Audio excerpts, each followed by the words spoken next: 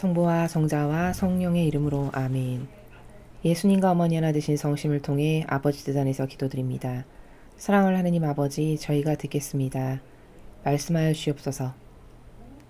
아버지의 뜻 계명이 저희들의, 그리고 아버지께서 사랑하시는 자녀들의 근간이 되는 기본 질서와 정신이 되도록 축복하여 주시옵소서.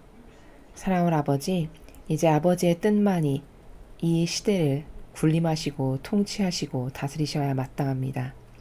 하루빨리 성화시대, 그 새천년 피앗 교회 시대를 앞당기시어 아버지의 뜻을 강도질하고 도둑질하여 역겨운 전체주의로 순진한 아버지의 양들을 속여서 수천 년 동안 사욕과 욕망을 채워온 이 악의 세력을 이제 아버지의 위대하신 권능이 모두 파멸시키시고 아버지의 뜻만이 인류를 군림하시고 통치하시고 지배하시고 다스리시옵소서. 이 모든 기도 우리 주 예수 그리스도의 이름으로 기도드리나이다. 아멘. 성부와 성자와 성령의 이름으로 아멘. 안녕하십니까. 하나님의 뜻 선교회 피아수녀입니다. 오늘도 여러분들과 함께 하나님 아버지께서 성경을 통해서 가르쳐 주시는 진리의 나라 함께 학습해 보도록 하겠습니다. 2021년 7월 12일 연중 제15주간 월요일입니다. 제1독서 탈출기 1장 8절에서 14절, 22절까지의 말씀입니다. 그 무렵 요셉을 알지 못하는 새 임금이 이집트에 군림하게 되었다. 그가 자기 백성에게 말하였다. 보아라, 이스라엘 백성이 우리보다 더 많고 강해졌다. 그러니 우리는 그들을 지혜롭게 다루어야 할 것이다. 그러지 않으면 그들이 더욱 번성할 것이고 전쟁이라도 일어나면 그들은 우리 원수들 편에 붙어 우리에게 맞서 싸우다 이 땅에서 떠나가 버릴 것이다. 그래서 이집트인들은 강제노동으로 그들을 억압하려고 그들 위에 부역 감독들을 세웠다. 그렇게 하여 이스라엘 백성은 파라오의 양식을 저장하는 성읍 곧 피톰과 라메세스를 짓게 되었다. 그러나 그들은 억압을 받을수록 더욱 번성하고 더욱 널리 퍼져나갔다. 이집트인들은 이스라엘 자손들을 두려워하게 되었다. 그리하여 이집트인들은 이스라엘 자손들을 더욱 혹독하게 부렸다. 진흙을 이겨 벽돌을 만드는 고된 일과 온갖 들릴 등 모든 일을 혹독하게 시켜 그들의 삶을 쓰디쓰게 만들었다. 마침내 파라오가 온 백성에게 명령하였다. 히브리인들에게서 태어나는 아들은 모두 강에 던져버리고 딸은 모두 살려두어라. 주님의 말씀입니다. 하느님 감사합니다. 자, 이제 요셉도 죽고 나니 이제 왕도 파라오도 이제 새로운 왕으로 바뀌게 되었고, 요셉도 죽고 나니까 과거 요셉이 자신의 그 아버지인 왕에게 얼마나 충성스러운 사람이었는지를 알 리 없는 그런 새로운 파라오는 이제 점점 이스라엘 백성들을 억압하고 짓누르고 그리고 노동을 착취하고 노예로 부리면서 이렇게 살아가게 되는 시절이 도래하게 되었죠. 오늘 우리는 이 탈출기의 1장 8절에서 14절 22절의 내용을 보면서 어떤 것을 관점적으로 바라보게 되냐, 바로 전체주의를 지금 이 이집트가 이스라엘 백성에게 시행하고 있는 거죠. 그러니까 전체주의라는 것은 하느님의 뜻이 아닌 인간이 자신들의 사욕과 욕망을 지속적으로 더 발전시키고 채우기 위해서 만들어 놓은 자신들만의 제도와 전통, 그 제도와 전통을 따르라고 강요하고 억압하고 안 따르면 제재를 가하고 심지어 죽이기까지도 하는 이런 것이 바로 전체주의죠. 그렇게 해서 그들이 만든 제도와 전통을 통해서 전체주의로 지금 이스라엘 백성을 다스리는 것을 우리가 오늘 일독서를 통해서 보고 있는 것입니다. 자, 그런데 여기서 우리가 발견해야 할 것은 과연 인간 그 어떤 사람이 이렇게 영혼을 억압하고 가두고 노예처럼 부려도 된다라고 이 권력을 과연 누가 허락했습니까? 하느님께서 허락하신 것이 아닙니다. 이 전체주의는 하느님께서 허락하신 그런 제도와 전통이 아닙니다. 고로 엄청난 죄악입니다. 지금 우리는 이 이스라엘 백성이 이집트라고 하는 나라에 예속돼서 전체주의로 가두어져서 엄청 고되게 노역하고 박해받고 얻어맞고 그러면서 살아가는 이런 모습을 보고 있습니다. 이 시대도 그럼 이런 전체주의가 끝났냐? 아직도 전 세계에 공산주의를 하고 있는 나라가 50여 개국도 넘는다라고 합니다. 그 중에 대표적인 나라가 북한과 중국이죠. 우리가 잘 알고 있는. 자, 그 북한과 중국을 보시면 사람 하나하나는 하느님께서 만드신 소중한 생명이죠. 그 사람 하나하나의 권리를 감히 어떤 인간이 짓밟고 억누르고 억압하고 겁박하고 그래서 갈취할 권한이 누구에게 있나요? 그 어떤 인간에게도 없습니다. 하느님께서 그런 권한 주신 바 없다라는 거죠. 그런데 이 전체주의라는 시스템은 이때 이집트 그리고 수많은 우리가 성경에서 보는 바빌론이라든가 메데페르시아라든가 그리스, 로마를 거쳐 오늘날에까지도 이 공산주의라고 하는 시스템의 전체주의가 아직도 성행하고 있는 것이고, 그리고 마지막 전체주의로 인류를 다스리고자 하는 야욕을 과연 누가 품고 있냐? 그게 바로 로마 가톨릭의 종교연합을 통한 전체주의가 계시록에 나오는 그 작은 뿔 세력의 그 마지막 통치, 마지막 전체주의가 바로 로마 가톨릭의 적그리스도 세력인 교황권이 될 거다라는 겁니다. 바로 이 시대의 전체주의는 저 이집트의 전체주의를 계승발전시켜서 현대 시대에는 로마 가톨릭의 종교연합을 통해서 이 전체주의가 건설될 거다라는 거죠. 한번 생각해 보죠. 전체주의가 맞다면 성경에서 엘리야 시대 때 수백 명의 바알 사제가 있었고 그 당시 하나님의 일꾼은 엘리야 한 명 남았죠. 자, 그런데 만약에 그렇게 인간의 뜻이 만들어온 제도와 전통을 통해서 인간 왕이 다스려도 되는 것을 합당하다라고 하나님께서 여기신다면, 그게 맞다라고 아버지께서 여기신다면 엘리야 시대 때 바알 사제 수백 명을 하나님께서는 왜 죽이셨을까요? 그건 바로 그들의 전체주의 시스템이 옳지 않기 때문에 그걸 붕괴시켜 버리신 것이죠. 아버지의 충직한 일꾼인 엘리야를 통해서. 똑같은 원리가 바벨탑 사건에도 나옵니다. 그 바벨탑 사건을 통해 우리가 볼 수 있는 건 그렇게 인간은 사악하기 이를 데 없는 것이 바벨탑 사건의 주동자가 노아의 4대 손, 증손자인 니므롯입니다. 그가 나중에 태양신을 세운, 태양신을 인류에게 숭배하게끔 만든 장본인입니다. 자기가 태양신이라고 주장했던. 바로 그 니므롯이 바벨탑을 쌓았던 주동자였는데 하나님께서는 그 바벨탑을 다 흩어버리고 붕괴시키셨죠. 왜 그러셨을까요? 그것도 똑같은 겁니다. 인간이 저렇게 자신들의 뜻으로 하느님께 대적하는 세력인 전체주의를 하려고 하는 그것을 막으시기 위해서 그 바벨탑 사건도 부서뜨리신 것이죠. 마찬가지로 이 이집트에서 오늘 이스라엘 백성을 이렇게 억압하고 겁박하는 것이 옳지 않으니 하느님께서도 이 이스라엘 백성을 그 이집트 땅에서 끌어내시잖아요. 옳지 않다라고 하시기 때문에. 이렇게 어떤 인간에게도 하느님께서는 자신들의 사욕과 욕망을 지키기 위해서 제도 전통을 만들어서 다른 인간을 지배하고 통치하고 그 위에 군림하라고 어떤 권한도 주지 않으셨습니다.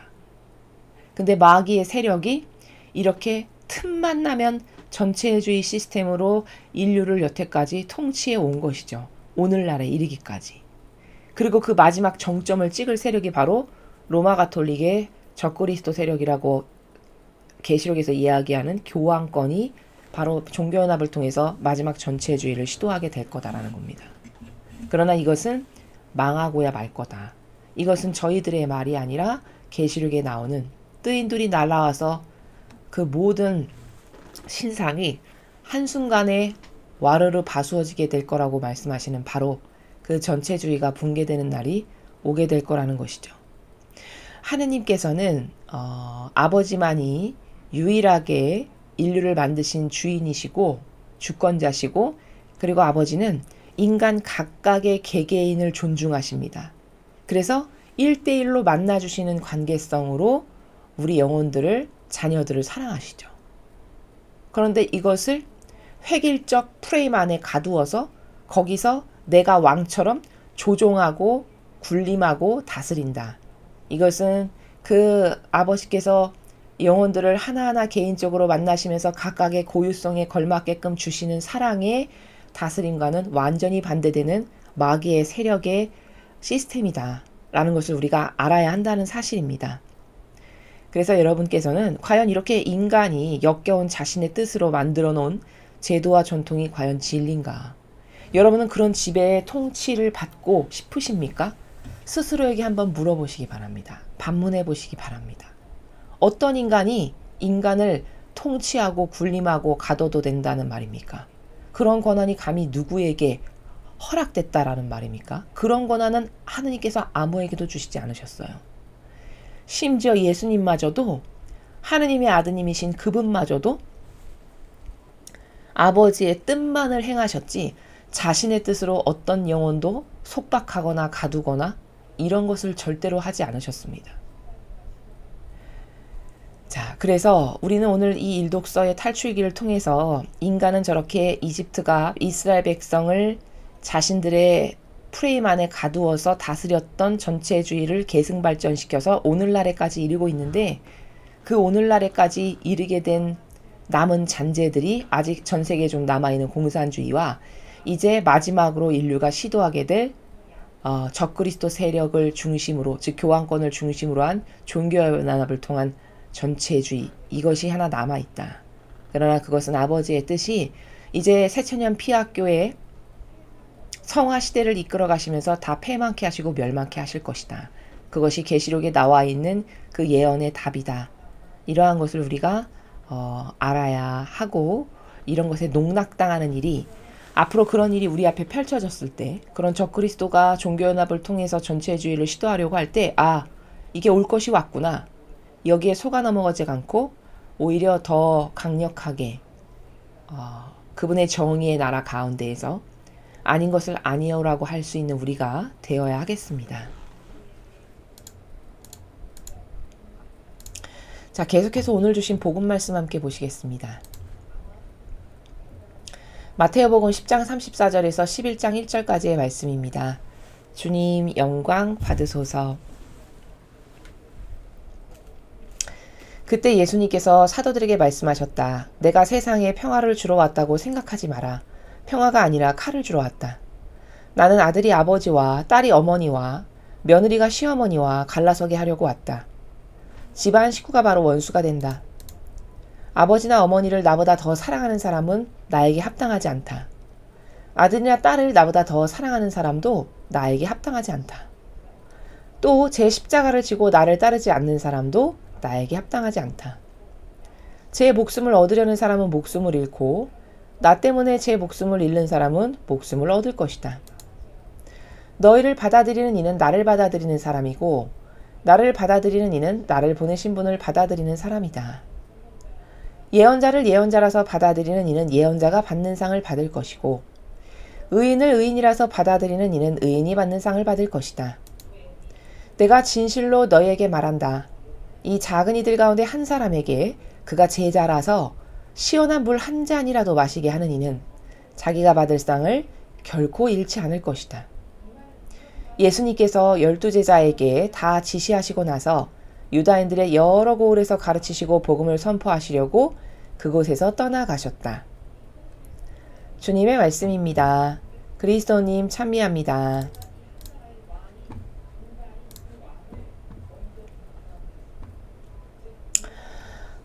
오늘 예수님께서 주신 이 말씀은 사도들에게 하신 말씀이시죠. 사도들에게 앞으로 아버지의 뜻을 행하는 사명을 수행할 때 닥칠 일들에 대해서, 그리고 그때 어떤 정신의 나라에서 살아가야 하고 어떤 똑바로 된 처신을 해야 되는지에 대해서 원리적 관점의 나라에서 설명하고 계십니다. 자, 먼저 여기 보면은 내가 세상에 평화를 주러 왔다고 생각하지 마라. 하느님은 평화 아니신가? 근데 평화를 주러 오신 게 아니라고? 자, 여기서 평화라고 말씀하시는 이 단어는 어떤 의미의 나라냐? 인간이 생각하는 평화 있죠. 이 쌀 나눠 먹고 좋은 게 좋은 거지. 사람은 다 부족한 거 아니겠어? 이러면서 덮고 가자. 서로 좋은 게 좋아. 이런 평화. 그건 인간 세상의 자연법에서의 평화죠. 그런 평화. 나는 그런 평화를 너희들한테 주러 온 게 아니다. 이렇게 말씀하시는 겁니다. 평화가 아니라 오히려 나는 칼을 주러 왔다. 이렇게 말씀하셨어요. 자, 그럼 여기서 칼이 뭘까요? 싸워서 서로 찔러 죽이라는 말씀이신가? 그게 아닙니다. 여기서 말씀하시는 칼은 선과 악을 서로 싸우게 하기 위해서 쥐어주시는 칼. 세력 간에 선과 악이 서로 맞서 싸울 수 있게끔 주시는 그런 무기. 그걸 여기서 칼이라고 말씀하신 겁니다. 즉 선이건 악이건 둘 중에 하나를 선택해야 되고 선과 악은 절대 하나 될 수 없고 갈라질 수밖에 없다. 이 말씀이시죠. 나는 아들이 아버지와 딸이 어머니와 며느리가 시어머니와 갈라서게 하려고 왔다. 집안 식구가 바로 원수가 된다. 자, 지금 34절, 35절, 36절 갈라서게 하려고 왔다. 오히려 칼을 주러 왔다. 집안 식구가 원수가 된다. 이 말씀은 34, 35, 36절을 모두 포괄적으로 포함하는 이 말씀의 나라는 어떤 거냐? 즉 신앙생활이라는 것은 결국에는 선과 악의 싸움이다 라는 것을 너희가 깨달아야 한다. 이렇게 말씀하시는 것입니다. 그리고 여기 주목할 만한 단어가 하나 보이는데 원수. 36절에 원수가 보이시죠? 여러분 그 원수를 사랑하다라는 그 대목을 배우실 때 원수가 도대체 누구야? 하느님은 사랑이십니다. 모두를 사랑해야 됩니다. 이 교도가 이거 잘 써먹는 영혼 속이는 대표적인 방법이잖아요. 근데 하느님은 절대 모두를 사랑하지 않으셨습니다. 예수님도 마찬가지시고. 그럼 거기서 말씀하시는 원수가 누굴까? 사랑하지 않으면 안 되는 사이. 그런데 거기서 사사로운 감정을 갖고 서로 포용하고 수용하질 않아. 그럼 원수가 되죠.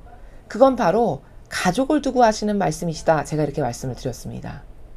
가족 간에 사랑하라고 보내주신 혈연관계, 친인척 관계로 맺어주신 그런 특별한 관계성을 만약에 사랑하지 않아. 아버지 뜻 안에서. 그럼 그때부터는 원수가 되고 지옥이 되죠. 바로 그런 관계성을 원수라는 것이지 하느님의 원수를 사랑해라. 그 말씀이 아니라고 제가 말씀을 드렸죠. 하느님의 원수는 나에게도 원수입니다. 아버지의 적은 나에게도 적인 겁니다. 내가 아버지와 하나 되었다면. 그게 맞는 것이죠. 자, 그렇게 그 원수를 사랑하라라고 하는 그 원수가 가족이라는 것을 그 복음 말씀이 나올 때 우리가 배웠는데 거기에 나오는 그 원수가 가족임을 지금 정확하게 확증할 수 있는 문장이 36절입니다. 집안 식구가 바로 원수가 된다. 이렇게 말씀하시잖아요. 예, 공산주의와 너는 서로 원수가 된다. 이렇게 말씀 안 하셨어요. 그렇죠? 너는 너와 맞지 않는 저기 있는 정치인이 바로 너랑 원수가 된다. 이렇게 말씀 안 하십니다. 집안 식구가 바로 원수가 된다. 이렇게 말씀하시죠? 그러니까 예수님께서 원수를 사랑해라 라고 말씀하신 그 원수가 가족이 맞다는 것을 36절에서 확인할 수 있네요. 집안 식구가 원수가 된다라고 예수님께서 말씀하셨으니까. 그러니까 사랑하지 않으면 안 되는 관계성이 가족인데 사랑하지 않으면 불행해질 수밖에 없는 관계가 바로 가족인데 그때 포용하고 수용해서 사랑하지 않으면 원수 될 수밖에 없다. 바로 그 원수가 여기 36절에도 똑같이 등장하는 집안 식구가 바로 원수가 된다. 만약에 4명의 가족이 있는데 서로 믿고 따르는 선과 악이 달라.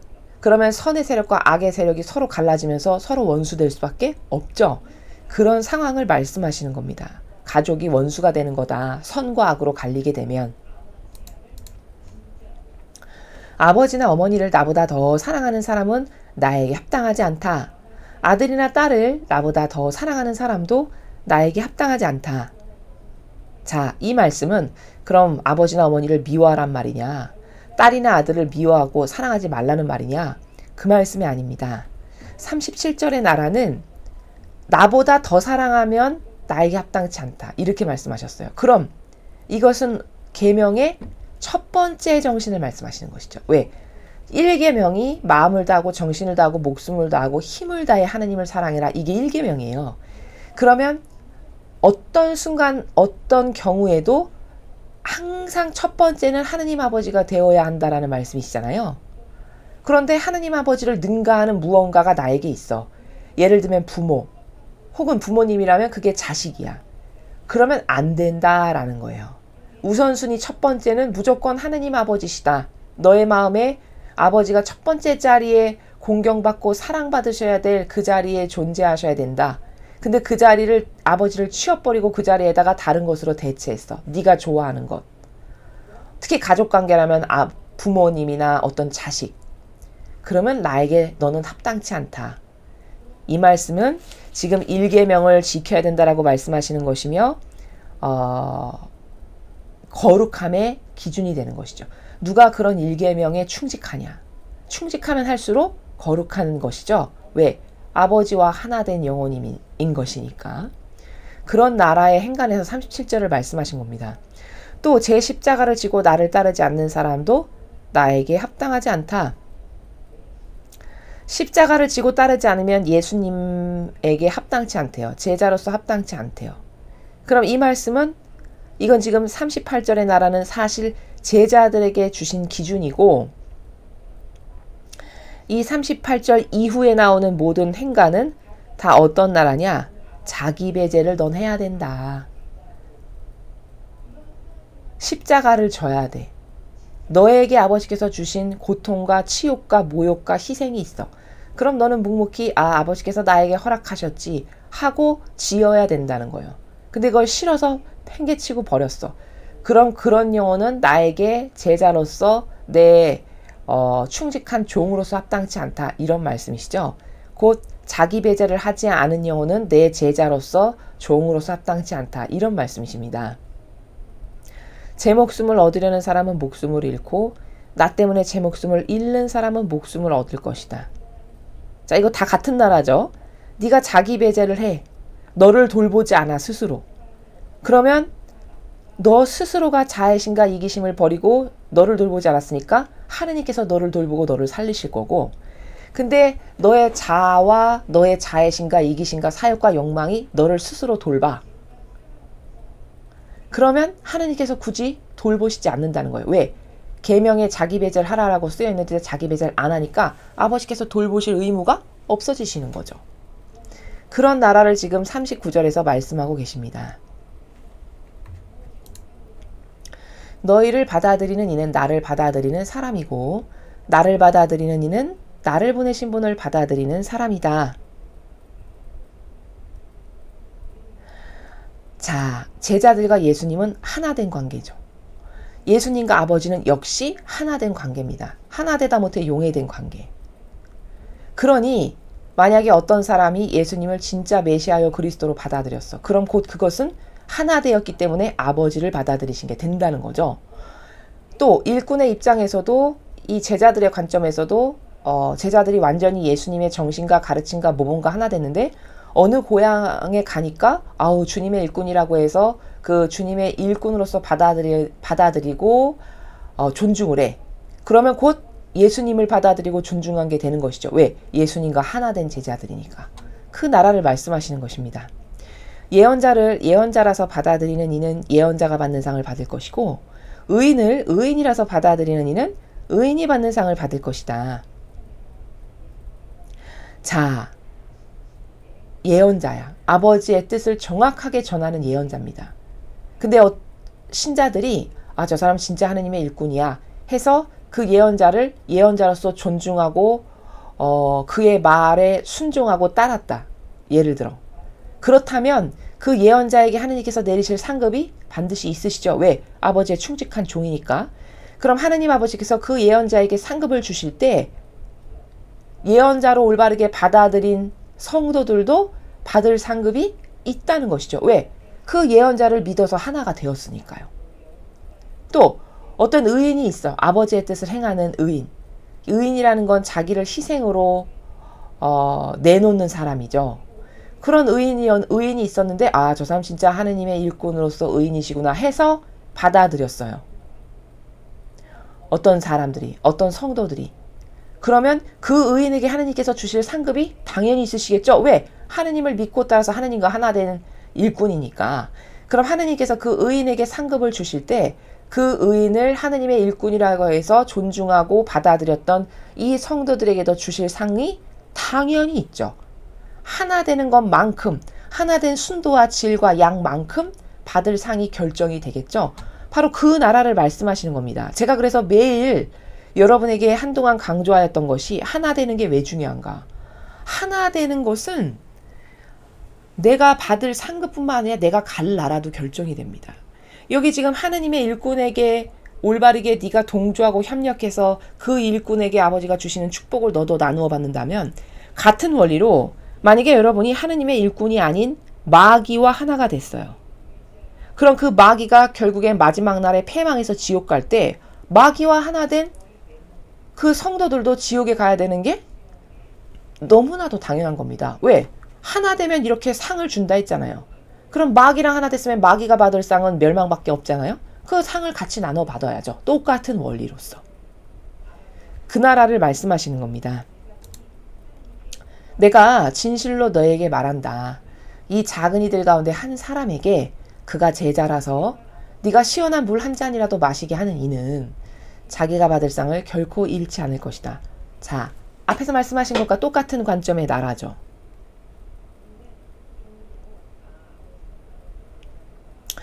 자, 그런데 여기서 자기가 받을 상을 결코 잃지 않을 것이다. 네가 하느님의 일꾼에게 올바르게 협력하고 동조하고 하나 되면 그 말씀인데 42절에 네가 받을 상을 하나도 잃지 않을 것이다 라고 하는 이 나라가 그럼 아무에게나 하나 되었는데 받을 상을 너가 잃지 않을 것이다 이렇게 말씀하시냐? 그게 아닙니다.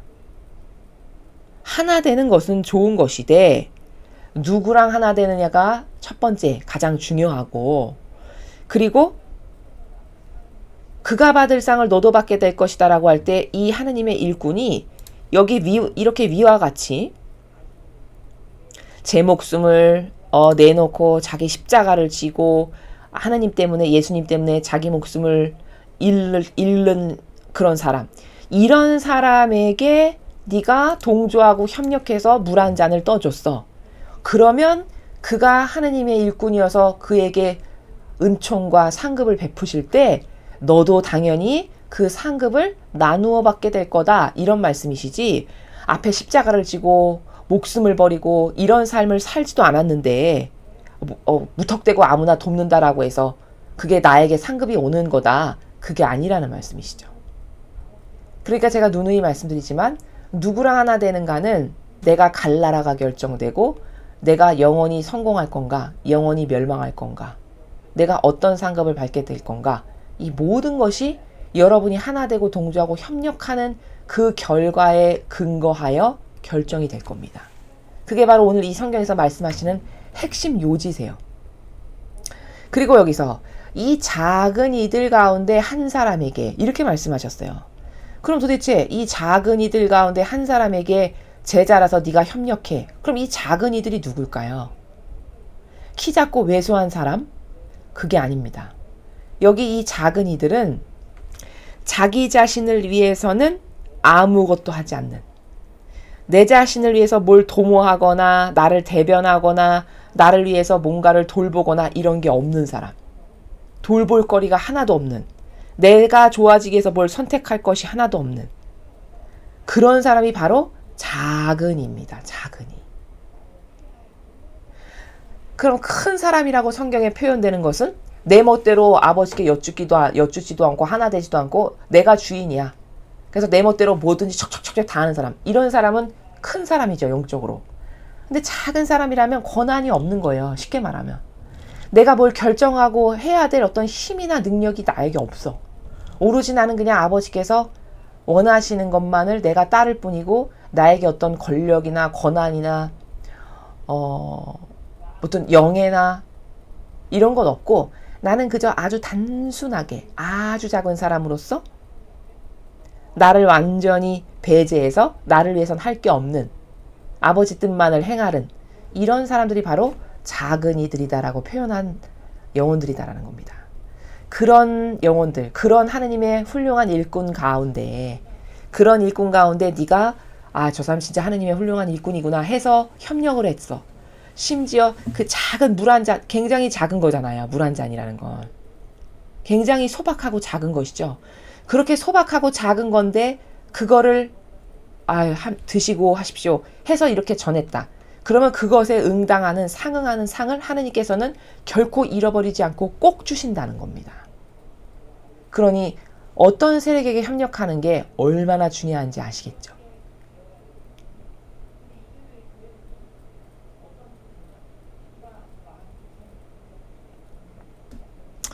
예수님께서 12제자에게 다 지시하시고 나서 유다인들의 여러 고을에서 가르치시고 복음을 선포하시려고 그곳에서 떠나가셨다.